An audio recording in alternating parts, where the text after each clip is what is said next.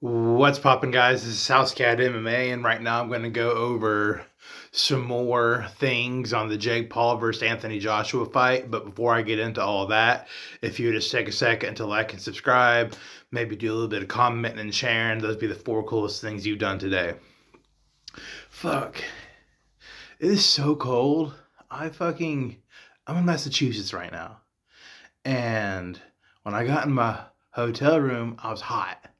I was hot and I turned the thermostat down to 42 because I do shit like that. And I opened the window in my bedroom, and God, I woke up 40 fucking 9 degrees in this bitch. I've never been so cold in my fucking life. But it's good. I'd rather be cold than hot. So I watched the whole Jake Paul versus Anthony Joshua fight, and I'm still sticking to my guns. I thought he looked cool. Not in the conventional manner.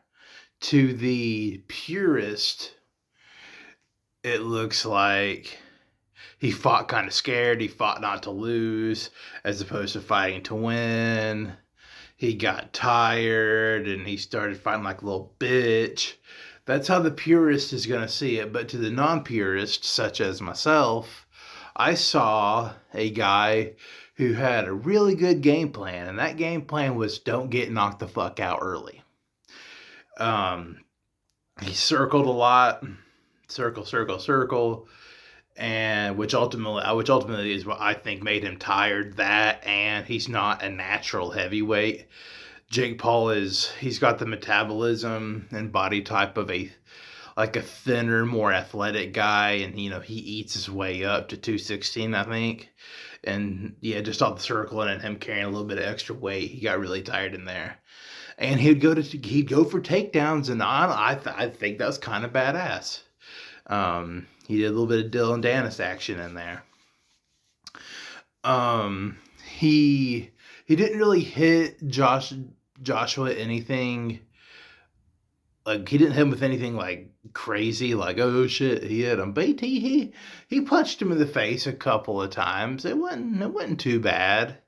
And he went for at least 3 takedowns around. In the 4th round, at first it appeared that Anthony Joshua punched him in the dick, or at least that's what the commentary booth thought, but it was Paul's going for a takedown, and when they went for a takedown, the way their bodies both were, Joshua's knee fully went down on Paul's solar plexus, and Paul didn't like that too much.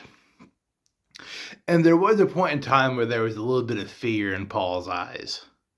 But come 6th round, Paul was kind of like, I think he might have realized, he's like, well, I'm going to lose, and it's okay. I'm just going to do a little bit of showmanship. And that's last night / this morning. That was the only bit I saw. And I felt like I had to make a video about it right then. And so he definitely looked cool in the 6th round.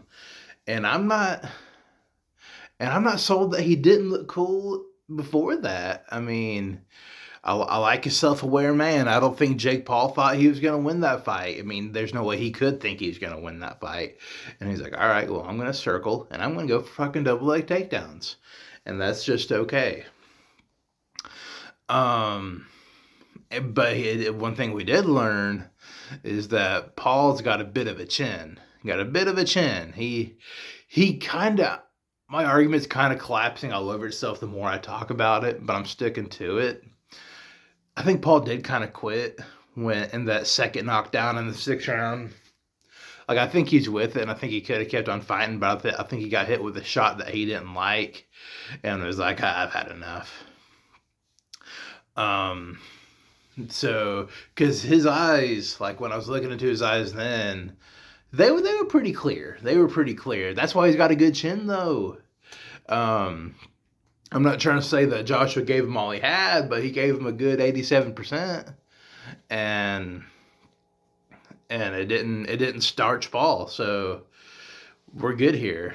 And I don't know what you do with the Joshua moving forward. That was a pretty good cash grab for Joshua, which he's not hurting anyway, but still a good cash grab. Good cash grab for Paul. I think you give Paul to Tony Ferguson. And I think, like I said, the next 2 years, still continue on with this gimmick of fighting retired UFC fighters to go to boxing, or semi-retired or tomato can boxers. I don't see any issue with what the boy Jake Paul is doing right now. And, you know, Schaub and Sonnen are really the only guys, more so Schaub is the only guy that's kind of saying, and me, that the balls it took for Paul to take that fight. Paul's not a pussy. Paul's not a coward either. Like, Paul is a fucking fighter. I'm actually thinking that I'd rather see Paul in MMA these days, because he's been boxing for like 7 years. He's a good athlete. He's got a very good high school wrestling background. I'd like to see Paul in some MMA. I'd like to see Paul as a... Paul's got the frame of a UFC welterweight. I mean, 185 would be an easy cut, but Paul could make 170. And I'd like to... PFL 170 Jake Paul? Jake Paul would wreck shop. That's what I think. But anyways, that's all I have on that. I finally watched the full fight. I felt I had to make a video on the highlight I saw yesterday, and it still stands. I think Jake Paul still looked cool. He put himself in a position where he knew the best he could do is not going to be enough, and it takes some balls to make those decisions in life or in your career. But House Cat MMA, and I'll catch y'all later.